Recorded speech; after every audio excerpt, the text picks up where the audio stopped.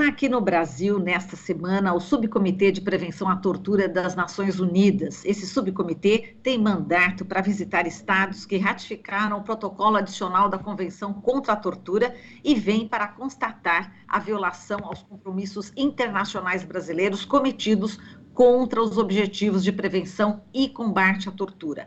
É a terceira vez em 10 anos que esse subcomitê vem ao Brasil. A gente vai falar sobre essa visita aqui ao Brasil desse subcomitê com o Matheus Moro, ele que é defensor público, coordenador do Núcleo Especializado de Situação Carcerária e membro do Comitê Nacional de Prevenção e Combate à Tortura. Lembrando, né, Matheus, já te dou bom dia, lembrando que esse comitê já foi, inclusive, desativado, né, por decisão do governo já em outubro de 2021, é isso, né? Bom dia, Matheus, seja bem-vindo.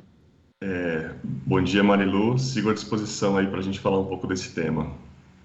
Exato. Bom, Matheus, a gente leu aqui um artigo, né, que você escreveu também em parceria, né, com outras colegas, a respeito, né, da visita da ONU aqui ao Brasil para avaliar o combate à tortura, e vocês colocam nesse artigo que o país, o Brasil, é o único entre 91 signatários de protocolo internacional a retroceder na implementação das políticas de combate à tortura em unidades de privação de liberdade. Eu queria que você falasse sobre essa vinda aqui, justamente num momento em que a gente presenciou, enfim, está vendo o que está acontecendo com aquele congolês, o Moise, no Rio de Janeiro. Quer dizer, é um momento muito particular. Ou seja, durante a própria visita da ONU, acho que eles puderam constatar ali, de fato, o que acontece diariamente no Brasil. Essa morte dos jovens negros, não é isso? Perfeito. Quando a gente fala em local de privação de liberdade, Marilu, é importante destacar o seguinte: não se trata só de prisão de adultos ou de local de internação de adolescentes que comete um ato infracional. A gente pode estar falando, por exemplo, de um lugar onde imigrantes ficam, um lugar onde idosos ficam, por exemplo, uma LPI, um local onde um idoso fica, independente de cometer qualquer crime, né? Então, quando a gente fala em privação de liberdade, pode ser um hospital psiquiátrico, um público, pode ser uma comunidade terapêutica, enfim. E o Brasil é um país continental, ele tem vários locais de privação de liberdade, e o que a ONU veio fazer, como você colocou, ela veio a terceira vez, agora ela veio em 2011, 2015 e agora pela terceira vez. No caso, a ANADEP, Associação Nacional dos Defensores Públicos, que eu represento, ela fez um pedido com outras entidades ainda em outubro, pedindo urgência para essa visita. Então, essa visita, no caso, o subcomitê da ONU, ele não vai fazer inspeções dessa vez, infelizmente, né? Digo infelizmente porque ele também já fez isso em outras oportunidades. Mas ele veio basicamente conversar com os três poderes, né, com o Executivo, Legislativo e Judiciário federais, para tentar convencer esses três poderes que o decreto 98/31/19 do presidente Bolsonaro, ele tem a intenção, infelizmente, de acabar com essa política, né? É como se existisse uma política pública de não ter uma política de prevenção e combate à tortura, né? Então a ONU veio aqui para se reunir com os três poderes. Teve uma reunião, inclusive, antes de ontem à noite, com familiares de pessoas presas, entre a sociedade civil, entre elas a ANADEP, por exemplo, né? E nessa conversa foram passados problemas aí que tem, por exemplo, em São Paulo, mas no resto do Brasil. Então, a gente pode citar, por exemplo, durante a pandemia, o atraso nas vacinas, a falta de testes. A gente pega, por exemplo, o estado de Goiás, é um estado onde as famílias não estão conseguindo visitar as pessoas presas aí aproximadamente quase 2 anos por causa da pandemia. Aqui em São Paulo, durante vários meses, as famílias ficaram sem visitar, mas as visitas voltaram em novembro de 2020, então a gente vê aí mais de 1 ano. Claro, havia algumas restrições em relação às visitas que não existem mais em São Paulo, mas essa comparação já mostra o grande problema em relação ao estado de Goiás, por exemplo, né? Então é isso, a ONU veio aqui conversar com esses três poderes para tentar convencer. A gente tem, por exemplo, no Supremo Tribunal Federal, uma DPF, uma ação que contesta esse decreto. A gente tem no Legislativo alguns chamados PDLs, né, que são projetos de decreto legislativo, que esse tipo de ato normativo ele é utilizado quando o presidente ele exorbita o seu poder regulamentar e ele acaba atuando como se fosse o Congresso, né? Então, há uma lei de 2013 no Brasil, também decorrente de um tratado internacional, né? E esse decreto de Jair Bolsonaro, ele, na verdade, em vez de regulamentar e servir para que a lei seja aplicada, ele, na verdade, ele veio esvaziar o conteúdo da lei, né? Infelizmente, não é uma surpresa, né? O presidente foi eleito fazendo ódio aí ao UST, aos torturadores, e, enfim, então, o que infelizmente ele colocou durante a sua vida pública e durante a campanha, ele vem fazendo aí.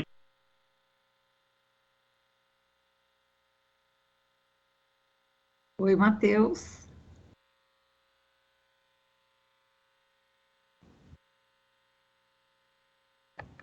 Acho que agora a gente está com Pelo menos eu estou vendo aqui que o Matheus travou aqui a câmera dele. Vamos ver se a gente consegue essa conexão novamente com o Matheus Moro. A gente está falando aqui sobre essa questão toda, a visita, né, desse subcomitê de prevenção à tortura das Nações Unidas aqui no Brasil. Está durante esta semana aqui, justamente quando... Oi, agora sim, acho que agora voltou, né, Matheus? Travou um pouco aqui a sua imagem. Por favor, pode Tá, continuar. eu não sei se vocês chegaram a me ouvir, mas eu estava ouvindo vocês. Sim, agora vamos lá, vamos continuar aqui tentando pegar aí um gancho, né, do que você estava falando, Matheus. Tá. Não, bom, eu comentei um pouco sobre o decreto do Bolsonaro de 2019, né, que ele vem esvaziar a política de prevenção à tortura. E basicamente o que o subcomitê veio fazer aqui foi convencer os três poderes, né, reuniões com o judiciário, com o legislativo e com o executivo. Então, a ONU, nessa semana agora, chegou na segunda-feira, vai ficar até amanhã, não vai fazer inspeções de locais de privação de liberdade, mas veio realmente convencer os três poderes da necessidade desse decreto ser revogado, né? Ou pelo próprio executivo, que foi quem o editou, né, o presidente, ou mesmo através de decisão do Supremo Tribunal Federal ou do Poder Legislativo, né? No caso, tem alguns PDLs na Câmara a respeito do tema também. Exato, aqui só relembrando, né, aqui para quem perdeu uma parte, em 2019 o presidente editou aí o decreto 9.831, exonerando os peritos do Mecanismo Nacional de Prevenção e Combate à Tortura. Esse é um órgão fundamental, né, esses peritos são fundamentais para poder exatamente desvendar o que está acontecendo aí com essas pessoas que estão privadas de liberdade, não é isso, Moro? Perfeito. Então, são 11 peritos, né? Claro, é um órgão importante, podia ser um órgão mais robusto, mas são 11 peritos pela lei de 2013. Esses peritos, por exemplo, tiveram aqui em São Paulo, por exemplo, fizeram inspeções conosco da Defensoria Pública, aqui, unidades prisionais, né? Então, eles têm a prerrogativa de ingressar em locais de privação de liberdade, seja uma unidade prisional, seja um local onde ficam adolescentes cometerem atos infracionais, e sejam, como eu coloquei aqui no início, locais onde pessoas não cometeram nenhum tipo de crime, como, por exemplo, unidades onde ficam idosos, chamadas ILPIs, né? Então, assim, para a gente ver, porque normalmente é muito associado à questão prisional, etc., mas a gente pode estar falando de um hospital psiquiátrico, de uma comunidade terapêutica. Então, esses peritos, eles têm a atribuição de ingressar nesses locais, avaliar as condições ali, seja vamos dizer, uma tortura clássica, como, por exemplo, agressões, ou mesmo falta de alimentação, superlotação, enfim, várias condições aí que podem não ser classificadas como tortura, mas como um ato desumano ou degradante, né? Então, é um órgão muito importante, né? Um órgão autônomo em relação ao governo, mas é um órgão que faz, enfim, inspeções pelo Brasil inteiro. E também de pegar um gancho com a tua fala inicial, Marilu, além do mecanismo nacional, existe o Comitê Nacional de Prevenção e Combate à Tortura, onde eu, por exemplo, represento a Associação de Defensores. E esse comitê, durante os 10 primeiros meses do governo Bolsonaro, né, ele não atuou. Ele começou a atuar, vamos dizer, lá para outubro, novembro de 2020. E agora, quando acabou o mandato, né, que é um mandato aí que tem parte do governo para a sociedade civil, o mandato acabou no meio do ano passado, o governo ainda não deu posse para as entidades eleitas. Então, ou seja, o comitê, que é um órgão também muito importante, ele está parado aí desde meados de agosto, né, o mandato foi encerrado no início de outubro, e desde lá não teve mais nenhuma reunião. Não que durante o mandato tenha tido um trabalho muito efetivo, né, porque, infelizmente, o Ministério, enfim, Ministério dos Direitos Humanos, da Família e da Mulher, comandado pela ministra Damares, ele sempre foi tentando boicotar essa política, né? Então, por exemplo, reuniões online durante a pandemia, que de repente quando algo ia ser votado que não era do interesse dela, ela simplesmente apertava o botão e acabava com uma reunião. reuniões presenciais também que foram implodidas no ano de 2019. Então, infelizmente, é como se existisse uma política pública federal que atua para que não ocorra a prevenção à tortura, infelizmente, né? Agora, na sua opinião, a visita da ONU, né, desse subcomitê nesta semana, de concreto, o que pode avançar nesse sentido, ou seja, para tentar reverter essa situação, a importância e o peso, né, da ONU? Então, mesmo em 2019, a ONU ela já tinha feito um documento orientando, né, vamos dizer assim, recomendando que esse decreto ele fosse revogado, né? Mas até em conversas também com o próprio SPT, né, o Subcomitê da ONU para a Prevenção de Tortura, eles já vinham dizendo que queriam ter vindo no Brasil muito antes, mas por causa da pandemia, alguns protocolos, enfim, acabaram vindo só agora. Eu sou um pouco cético em relação ao que o próprio executivo, né, que fez o decreto, revogue o próprio decreto, como poderia ser algo muito simples a ser feito. Mas acho que eu tenho um pouco de esperança, enfim, depois das conversas com a ONU, que o legislativo, eventualmente, aprove um decreto legislativo revogando esse decreto, ou que o judiciário dê uma decisão nesse sentido, né? Na reunião que aconteceu na segunda-feira à noite com a sociedade civil, né, ou seja, antes de ontem, houve uma fala da ONU que já teria conversado, né, com algumas autoridades, né, dos três poderes aí, e que tentaria estar sensibilizando eles em relação a isso, né? Eu sou um pouco cético, mas quem sabe essa presença da ONU, né, aqui, né, não foi uma reunião online, depois de várias tantas que a gente teve online, mas uma reunião presencial, eles estão em Brasília, que talvez o Legislativo e o Judiciário possam tentar, ou na DPF, no STF, ou através do decreto legislativo dos projetos da Câmara, revocar esse decreto, enfim, e colocar um basta nisso, né? A gente está num ano importante aí no ano eleitoral, mas, enfim, a gente tem que ter esperança e esse subcomitê ele serve realmente para isso, né? Agora, falando da situação carcerária no Brasil, a gente sempre soube, né, que existem presos, tem mais presos que vagas, presos sem condenação. Qual que é o retrato hoje do Brasil em relação ao sistema carcerário, Matheus? Se eu puder fazer um recortezinho aqui de São Paulo, por exemplo, Marilu, eu sou um dos coordenadores aqui do Núcleo Situação Carcerária, né? Desde 2014, o nosso núcleo já fez 256 inspeções, 236 inspeções, e foram 56 durante a pandemia. Existia, inclusive, no início da pandemia, a gente foi um pouco ingênuo, né? A gente achou que, numa pandemia sem precedentes da contemporaneidade, finalmente as pessoas presas iam ser tratadas como pessoas, mas não foi o que aconteceu. Então, todo esse contexto aí bárbaro, que o próprio Supremo Tribunal Federal já classificou como estado de coisa inconstitucional, ele piorou muito durante a pandemia.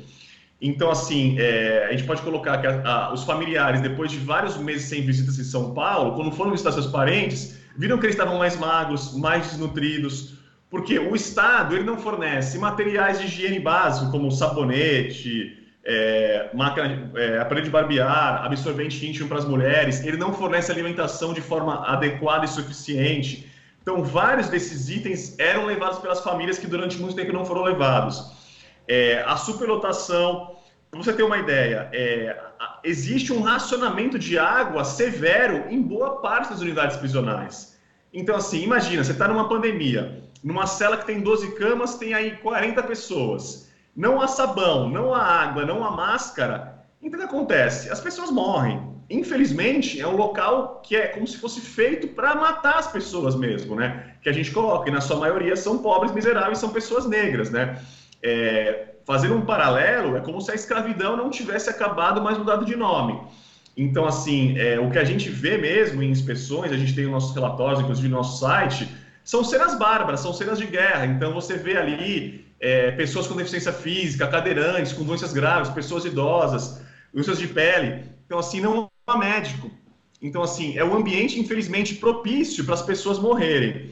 Uma informação interessante também, houve um atraso na vacinação. Então, aqui em São Paulo, até agosto, tinham morrido 79 pessoas presas no sistema prisional, né? Boa parte delas idosas e com comorbidades. Com a vacinação, ficou aí mais ou menos uns 5 meses sem nenhuma morte.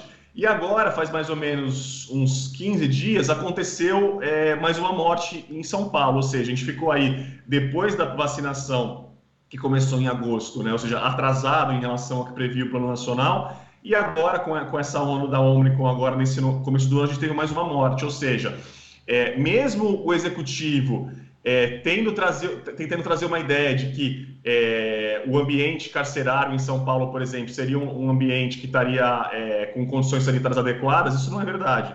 Não é verdade porque a gente entra lá no aprisionamento, a gente conversa com as pessoas, a gente vai nas celas, enfim, nos raios, faz filme, tira foto e mostra que, infelizmente, ali as situações são bárbaras. Agora, Matheus, enfim, as pessoas elas perderam a liberdade, mas não a dignidade, não é isso? Quer dizer, esse é um ponto que a gente precisa sempre relembrar, né? Então, eu acho que quando o Estado ele trata aí pessoas que teriam cometido crime, né? Porque não quer dizer que cometeram, mas foram condenadas, né? Existe toda uma seletividade do direito penal em relação a populações mais vulneráveis, enfim, maioria negros, sem escolaridade. Elas deveriam ser tratadas com dignidade, né? Isso é o que a lei coloca, a gente tem a lei de execução penal, por exemplo, mas na prática não é o que ocorre, né? Então, assim, a gente vive um momento muito complicado, já era complicado, mas com a pandemia ele ficou um momento, uma situação muito mais complicada, né?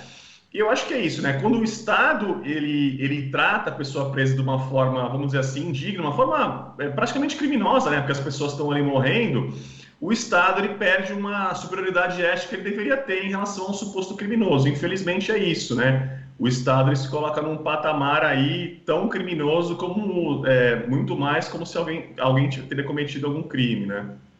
Exato, e a gente está num país onde o próprio presidente Jair Bolsonaro faz apologia à tortura, né? Isso também acaba prejudicando, enfim, piorando muito a situação, né? É até difícil a gente tentar falar do presidente Bolsonaro, do governo federal, assim, até para tentar buscar alguns adjetivos que qualifiquem isso, né? A palavra tem muito poder e, como eu coloquei aqui, infelizmente ele foi eleito falando sobre a ditadura, falando sobre USTA, falando sobre os torturadores, né? Então, assim, não é nenhuma surpresa, vamos dizer assim, para a gente que estuda o tema, que trabalha na área, a dificuldade em prevenir e combater a tortura numa época como agora, né? Não que nos governos anteriores, enfim, mesmo pós-Constituição Democrática de 88 tenha sido fácil, mas eu acho que nunca foi tão difícil no Brasil a gente debater esse tema e mostrar para a sociedade em geral que acho que um patamar civilizatório mínimo é isso, né? Tratar as pessoas com dignidade, enfim, é o que a legislação prevê, que a Constituição prevê, né? Mas, como você colocou, Marilu, fica muito difícil quando o próprio presidente da República ele tenta engendrar uma política realmente que ela vai contra o que deveria acontecer, né? Uma política que é uma política mesmo enfim, de ódio à tortura, né? E que não permite a prevenção e o combate à tortura. Exato, e a gente vê cenas como essas, né, enfim, do Moise, o congolês sendo espancado por um taco de beisebol.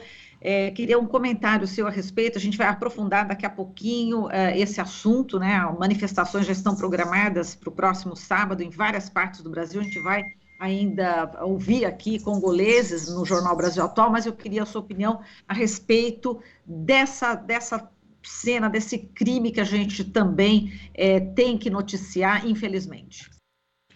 Então, eu não sou um especialista em políticas públicas fora do caso, vamos dizer assim, né? Mas eu acho que fica a reflexão, na linha do que a gente vinha colocando agora, né? O que o presidente sustenta, ou mesmo o governador aqui de São Paulo, João Dória, né? Que ele foi eleito com um discurso também, enfim, existia o próprio Bolsonaro, entre aspas, né? Que ele se vinculou ao presidente. Então, ele foi eleito com um discurso que a polícia tinha que matar, etc. e tal. Então, assim, quando os nossos governantes têm uma postura, vamos dizer assim, tão problemática, né, enfim, o próprio governante de sustentar, vamos dizer assim, visões de mundo que elas vão contra o que prevê as próprias leis em vigor no Brasil. Eu acho que esse tipo de discurso ele acaba, enfim, trazendo um clima, uma situação para que essas coisas possam acontecer. Eu não lembro se foi algum familiar do Moisés, eu não lembro quem foi, mas eu li umas aspas ontem que dizia que mesmo depois de morto ele continuou sendo torturado, ele continuou sendo recebendo pauladas, né? Então, assim, eu não acredito no direito penal, né? As pessoas querem, agora vamos prender essas pessoas que vão resolver o problema. Na verdade, não. As pessoas que cometeram crime, elas têm que aí sofrer as consequências legais, mas eu não acho que o direito penal é um meio de solução de conflitos, né?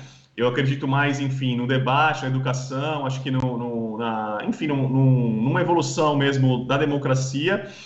Agora, não dá para negar que se a gente vivesse num país ou mesmo num estado como o Rio de Janeiro, né, em que as leis fossem aplicadas, que houvesse mais justiça, moradia, educação a todos, a gente teria isso, né?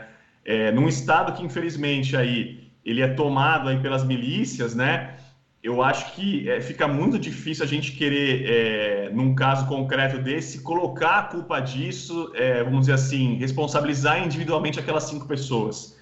Vamos dizer assim, não quero minimizar, né? Aquelas 5 pessoas têm que ser responsabilizadas, mas eu acho que a gente tem um fracasso aí coletivo enquanto sociedade, né? Não foram aquelas 5 pessoas que de uma forma isolada cometeram algo bárbaro, né? Então aí, igual quando a gente fala aqui quando um policial mata um inocente, alguém na quebrada ali, naquele gatilho ali tem todo um discurso envolvido pela sociedade, eu colocaria a mesma coisa, né? Então, naquelas pauladas aí que aquele jovem recebeu, eu acho que tinha muito mais do que aquelas 5 pessoas ali, mas todo um discurso que legitima o racismo estrutural, que legitima uma visão ainda de um país oligárquico, um país escravocrata, enfim. É lamentável, né? A gente, sociedade do espetáculo, a gente vê aquelas imagens, né? E eu não sei ali se pessoas passavam, parece que tem informações que próprio guardas municipais, enfim, não quiseram dar algum tipo de ajuda, né? Enfim, é isso, né? Infelizmente, a carne mais barata ainda aqui no Brasil é a carne negra. E com essa frase a gente encerra aqui a entrevista com você, Matheus. Muitíssimo obrigada, né, por essa entrevista tão forte, tão contundente. Muitíssimo obrigada e até uma próxima oportunidade. Quem sabe, né, a gente torce para que essa realidade, né, que você expôs aqui para a gente mude. Vamos torcer, quem sabe neste ano, né, ano de eleições, a gente consiga dar um passo, né, à frente para que realmente a gente consiga, né, manter essa dignidade a todas essas pessoas que você acabou, de alguma forma, falando aqui na nossa entrevista. Muitíssimo obrigada, viu, Matheus? Forte abraço para você. Valeu, sigo à disposição. Um abraço. Até mais. Falamos aqui com o Matheus Moro, defensor público, coordenador do Núcleo Especializado de Situação Carcerária e membro do Comitê Nacional de Prevenção e Combate à Tortura, que está desativado. Você está ouvindo Jornal Brasil Atual. As notícias que os outros não dão.